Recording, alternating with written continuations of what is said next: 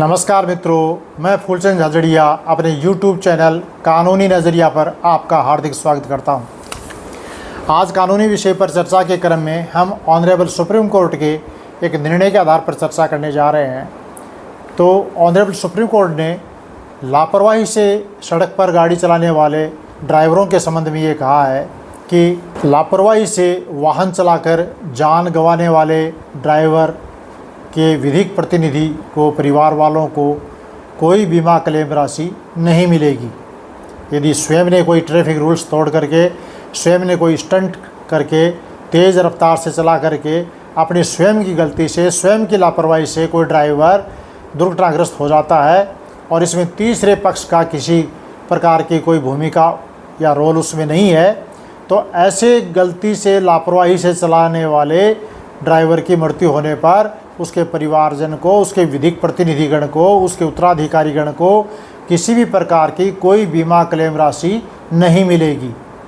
और ऐसे लापरवाही से गाड़ी चलाकर दुर्घटनाग्रस्त होकर मृत्यु होने पर बीमा कंपनी का किसी भी प्रकार की कोई क्लेम राशि देने का कोई उत्तरदायित्व नहीं होगा।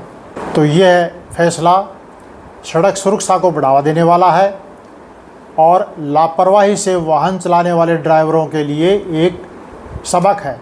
ऐसे चालकों के लिए एक सबक है जो स्टंट करते हैं, रॉन्ग साइड चलते हैं, तेज़ रफ्तार से चलाते हैं, गाड़ी पलट जाती है, दुर्घटनाग्रस्त हो जाते हैं। तो ये इस कड़ी में एक महत्वपूर्ण फैसला है।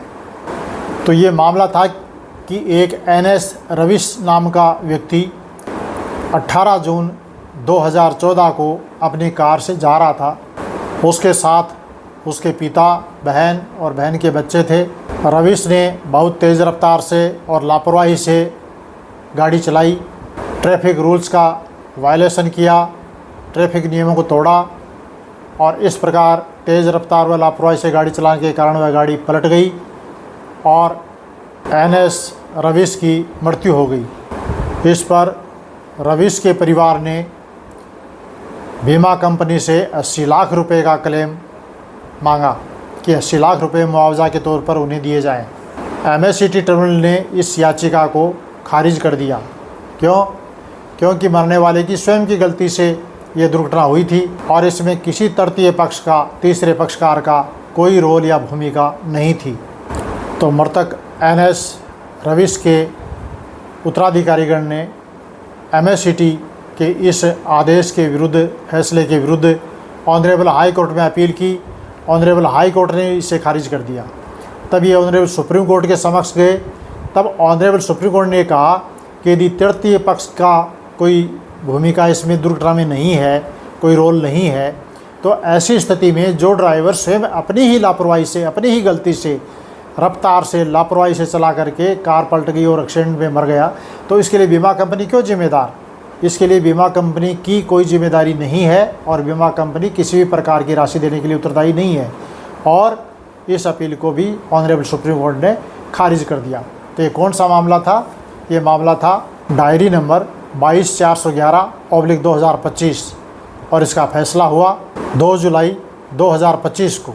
तो मैं आशा करता हूँ कि आप इस तथ्य को अच्छी तरह से समझ गए होंगे और हमें सड़क पर बहुत ही सावधानी से गाड़ी चलानी चाहिए।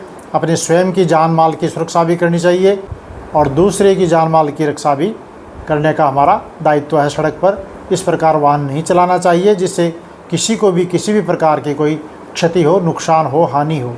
मैं आशा करता हूं कि आपको ये वीडियो पसंद आया होगा। यदि पसंद आया हो तो आप इसे लाइक कीजिए, शेयर कीजिए और सब्सक्राइब कीजिए। आपका बहुत बहुत धन्यवाद। नमस्कार।